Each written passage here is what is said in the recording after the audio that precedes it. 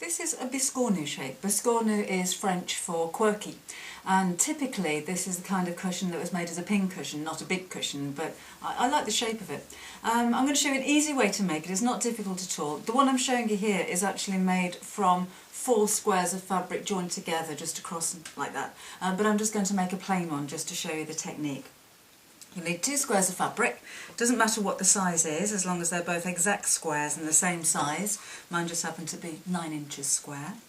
Then I'm going to take one of the pieces of fabric and just finger mark it so that I know where the centre point is of each one of the sides. Woven cotton's best. I don't like working with stretchy fabrics because it can distort, and 100% cotton just feels nice to work with. Now then, if you wanted to use an air erasable pen just to put a little marker on each one of those corner sections, then you could do. But I'm going to lay my fabric face down. Where the centre point is, where I just folded, I'm going to lay 1/4 of an inch across to one side with my second piece of fabric to allow for my seam allowance. And I'm just going to sew into the corner of the fabric here. And I'll do that around 3 of the sides. And then the 4th one I'll leave open for turning and stuffing. So I'm just going to use a straight stitch on my sewing machine, back tack to fix the stitch in place, and sew all the way down to the corner. And again, I'm just going to stop around about 1/4 of an inch before I get to the edge of the fabric underneath. I can just see where that is. Pop the needle down and then turn it. Now I can take the pins out, I don't need those anymore. So take the top of your fabric and you're going to bend it around so that the 2 side pieces fit together. Don't worry about the corner bit getting a bit messy, you won't see that. And again, where my fabric finishes is just over that crease line that I made at the halfway point. So I'll flatten that out as best as I can. And again, I'm going to sew to about 1/4 of an inch before the end to allow for my seam allowance. Needle down, lift it back up and twist around. Now you can see the points of the shape coming through. So it creates those triangular shapes which make it a bit quirky.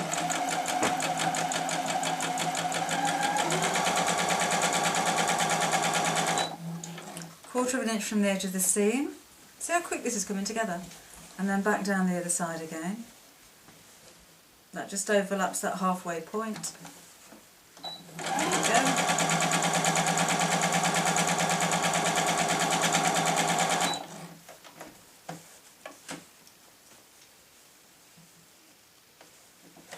And then when I get to the final section, I'm just going to leave a small area open for turning and stuffing.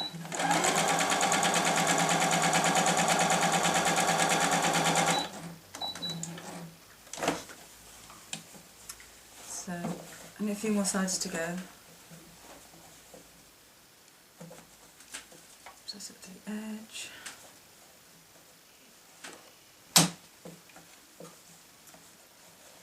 There we go. Now you could use patchwork fabric for this, as in patches joined together. Any kind of pattern fabric, it doesn't matter the size. You could do a bit of stitching and flipping if you wanted to create some really unusual patterns. Or you can just leave it plain, and again, any size you like.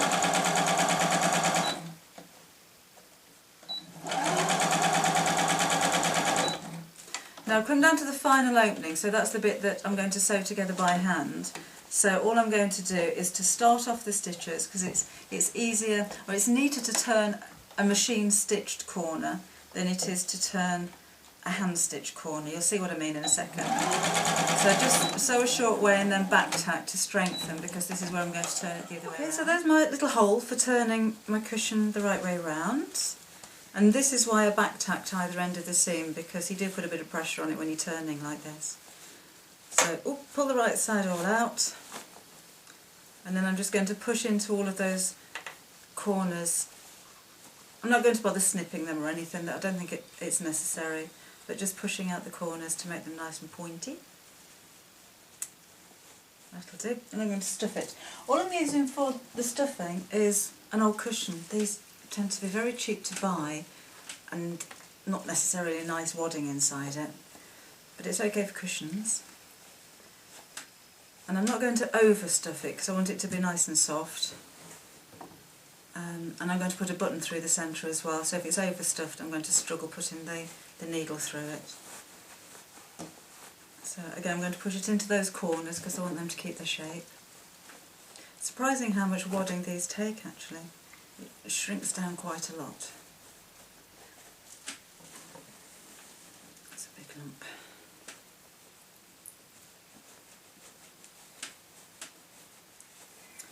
And again, just push it into those corners. You can see those triangle shapes coming on now.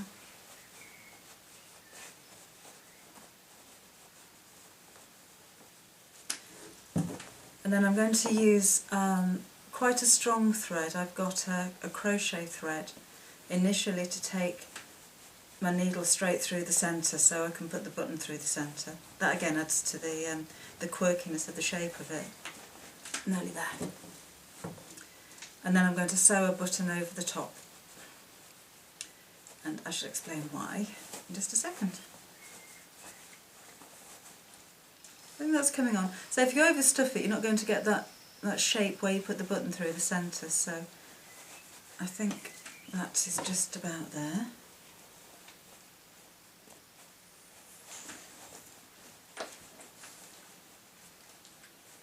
That'll do.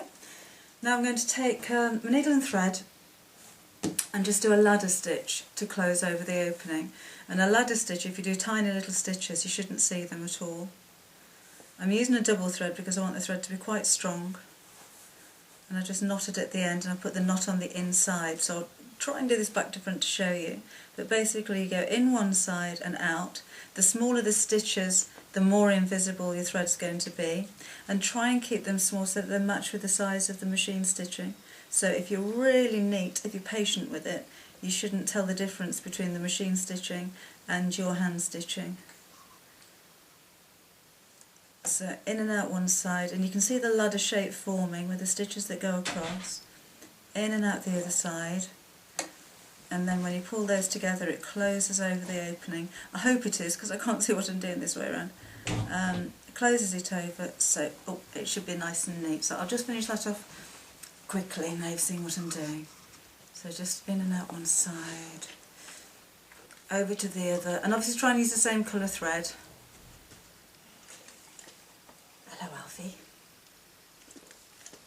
Until you've sewn all the way across. This is one of the reasons also why I left a small opening. The smaller the opening that you leave, the quicker it's going to be to sew it over. And the reason I like to use a ladder stitch and make it invisible is because you will see this. And I don't want people to see how it's been made. Nearly that. Pull it through. You can do quite a few stitches before you need to pull it closed.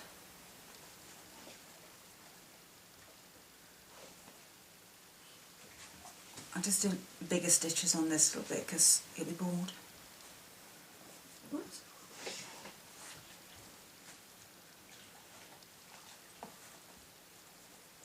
Pull it closed. That'll do. Could be neater, but I'm trying to do that quickly. And then just over sew a few times to lock the stitches. There we go. So I'll just rearrange the stuffing again and get it into all of those points like that. There you can see those triangle shapes. What I'm going to do then is to take my, in this case, crochet thread and a big needle. Then I'll go over again with the smaller needle and the buttons, and the reason I'm doing that is I won't get this needle through the buttons. And the thinner thread that I'm going to sew the buttons on with isn't strong enough to pull together. Now if you really want to be accurate, then you can measure the points between those triangles and make sure you get exactly in the centre, but I think I can do that by eye. And I'm pushing the needle all the way through to the centre of the reverse side. And again, if you wanted to measure that, then do so. You can see you've got almost a square forming here, so if you were to draw a line with air erasable pencil over those two cross marks, that's where you're going to find your centre. I'm going to pop that needle back through again and back to just at the side of where I came in. Not exactly the same hole, else all you do is pull your thread through. Snip that off, and then I'm going to tie that in a knot. And as I tie it, that pulls one side into the other like so. Just make sure that's not going to come undone, and then snip it off. Then I'm going to go back again to my finer needle and thread and sew my buttons on. So through with the one button and then a smaller one on the top with a slightly contrasting colour, then back through the opposite hole, back through the opposite hole and through the centre. If you really don't want to go to all of this trouble of sewing the buttons on, because the stitch is already holding the cushion there from the thicker fabric, the thicker thread, you could always put the thread through the holes of the button separately and then just glue it on top. That's a bit of a cheat's way really. And I could pop a little bit of glue just behind there to stop that thread coming undone. And there we go. So that's the bottom of my cushion. There's the top of my cushion. There's all the little irregular corners that you can see. And that's what we call a biscornu.